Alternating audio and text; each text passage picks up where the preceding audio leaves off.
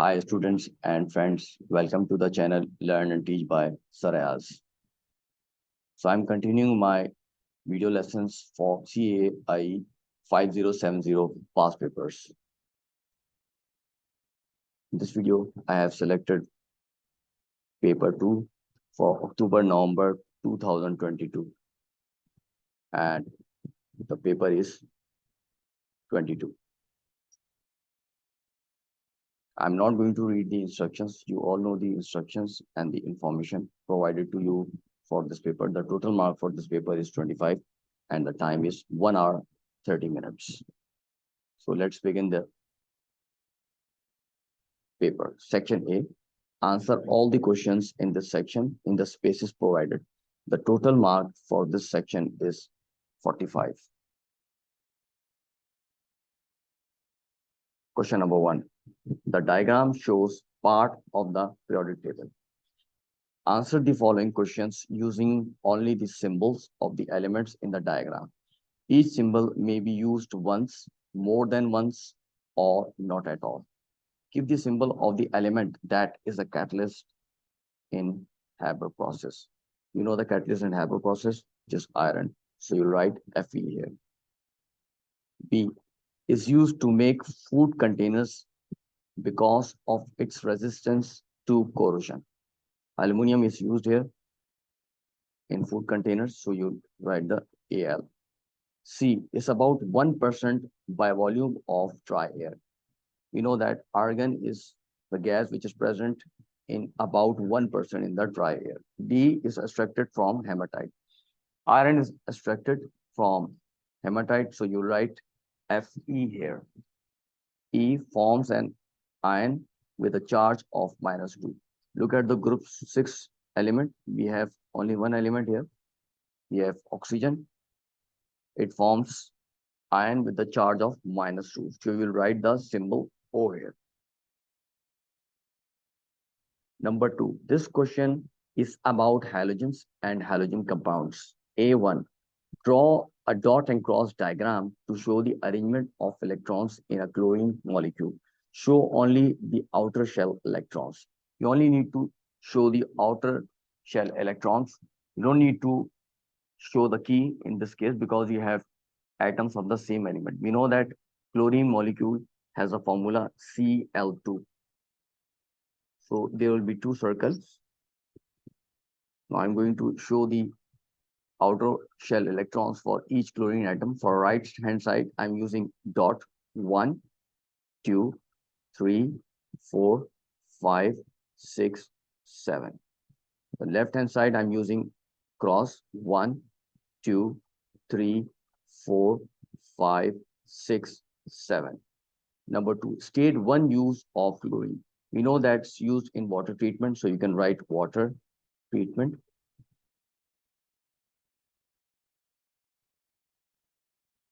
It is actually used to kill germs of or bacteria. Kill germs or bacteria.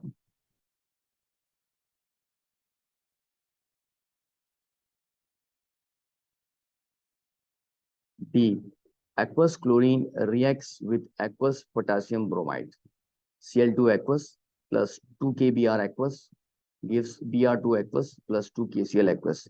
Number 1, state the color of Br2 aqueous. You know that the color is red or orange. Number 2, explain using ideas about the reactivity of the halogens why aqueous bromine does not react with aqueous potassium chloride. You can refer the reactivity series of halogens or deposition of halogen. So you can write chlorine is more reactive than bromine. Or reverse argument, bromine is less reactive than chlorine, or you can write chlorine is above bromine. Again, you can have reverse argument, which is Bromine is below chlorine. C. Bromine is a liquid at room temperature. Describe the arrangement and separation of the particles in a liquid. You know the arrangement. They are not in order. So you can write not ordered. Particles are separated in a way that few particles are touching. Few particles touching each other.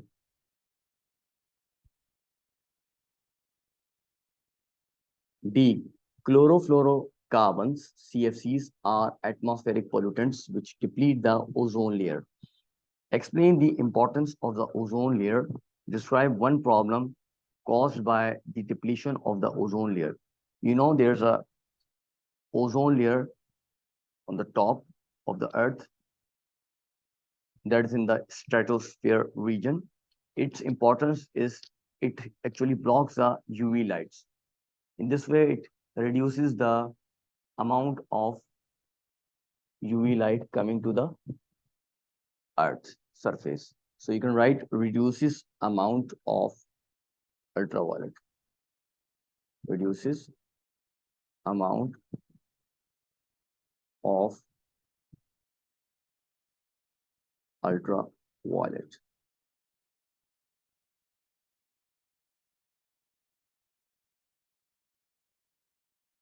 Radiations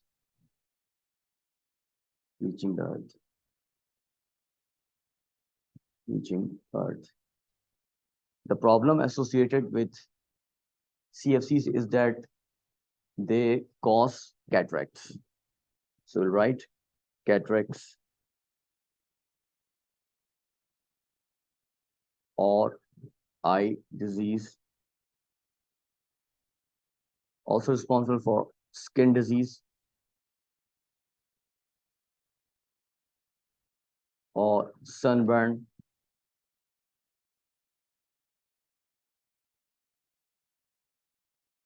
You can even write skin cancer.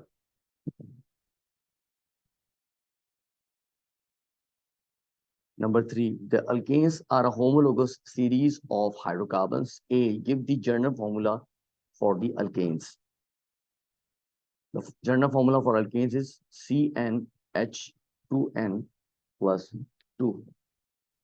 B, the structure of one isomer of an alkane is shown. Number 1, name this alkane. Count the number of carbon atoms. 1, 2, 3, 4.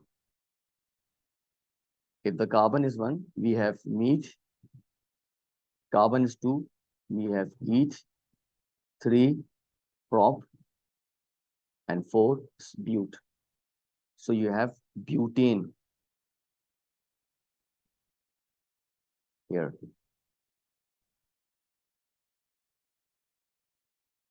Part 2. Draw the structure of a different isomer of this alkane. Show all of the atoms and all of the bonds. You have to draw the isomer of this alkane. This is straight chain butane. So you can draw a branch chain form of this butane, which will be like this. 1, 2, 3. Now you have a choice. You can either place carbon on the top or below this center carbon atom. I'm putting it on top. Now I'm placing all the hydrogen atoms.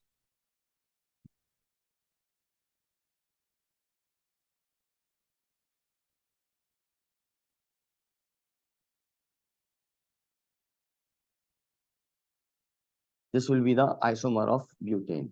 C, the fractional distillation of petroleum crude oil produces fractions containing alkanes of different chain lengths. Number 1, separation by fraction distillation depends on a physical property of the fractions. Name this physical property. This is actually difference in the boiling point. So you write boiling point.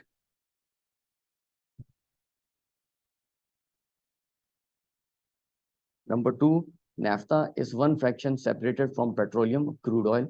State the main use of the naphtha fraction. It's used in the making of different chemicals or as a chemical feedstock. Chemical feedstock or making different chemicals.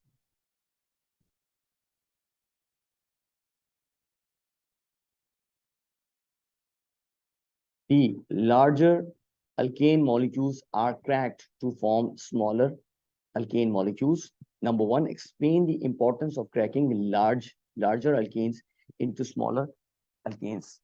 They are cracked in order to meet the demand of short chain alkanes, which are high in demand.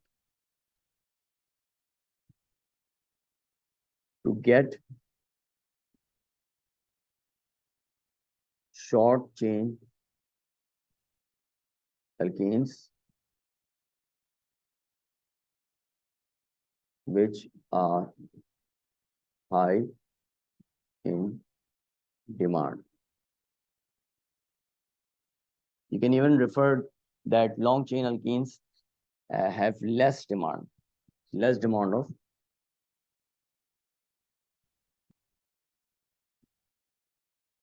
long chain alkenes.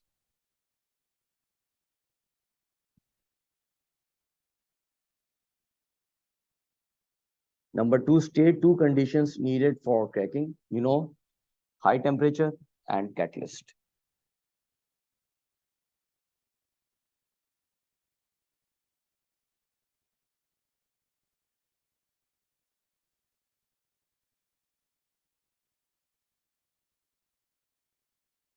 E. Alkanes react with chlorine in the presence of ultraviolet light to form compounds that contain carbon, hydrogen, and chlorine. A compound contains 37.8% carbon, 6.30% hydrogen, and 55.9% chlorine by mass. Calculate the empirical formula of this compound. So I'm writing the symbol of each element, C, H, and Cl. The nucleon number of AR of carbon is 12, so it will be divided by 12. Hydrogen is 1, so 6.30 divided by 1. Chlorine 55.9 divided by AR of chlorine, which is 35.5. 37.8 divided by 12, we get 3.15. Hydrogen will get 6.30. For chlorine, we will get 55.9 divided by 35.5, 1.574. 1.574 is the smallest number here, or the least value. So we'll divide all the values by 1.574.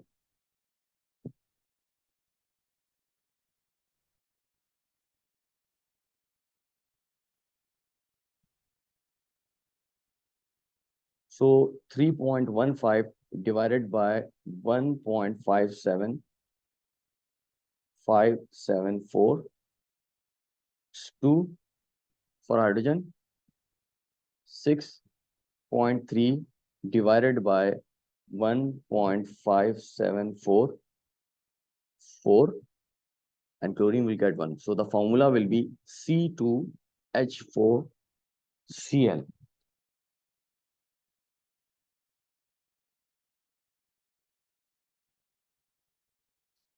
Question number 4. This question is about ammonium sulfate, NH4 whole twice SO4.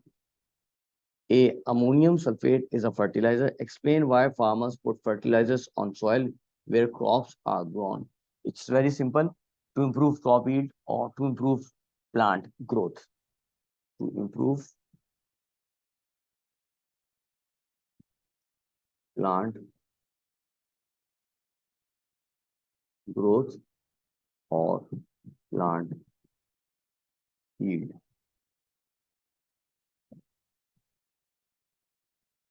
P Explain why farmers do not add calcium hydroxide to the soil immediately after adding ammonium sulfate. Ammonium sulfate is ammonium compound and calcium hydroxide is alkali. So alkali, whenever reacts with ammonium compounds, they will release ammonia gas.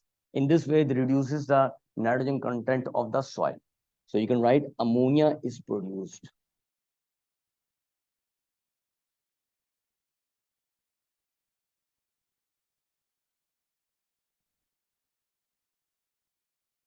Because ammonia is a gas.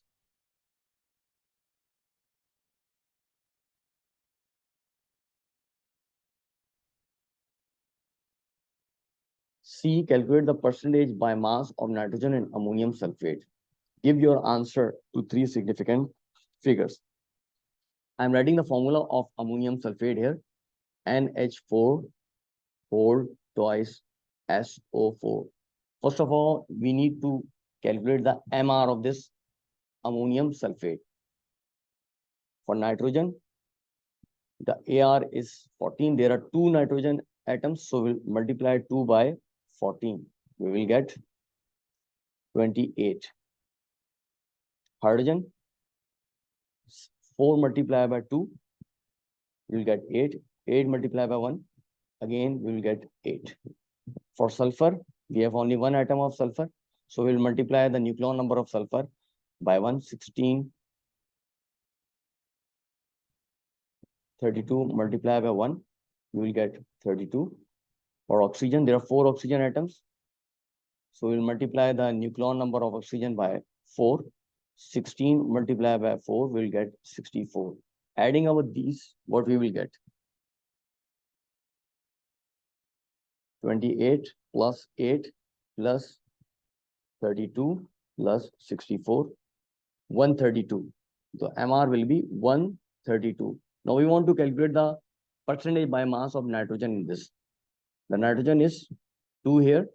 2 atoms of nitrogen are there. So the mass of nitrogen is 28. So 28 will be multiplied by 100 divided by 132. So the answer will be 28 multiplied by 100 divided by 132, 21.212. D. Complete the equation for the reaction of ammonium sulfate with aqueous sodium hydroxide. Whenever you react, sodium hydroxide is an alkali. Whenever we react alkali with ammonium salts, this is ammonium salt.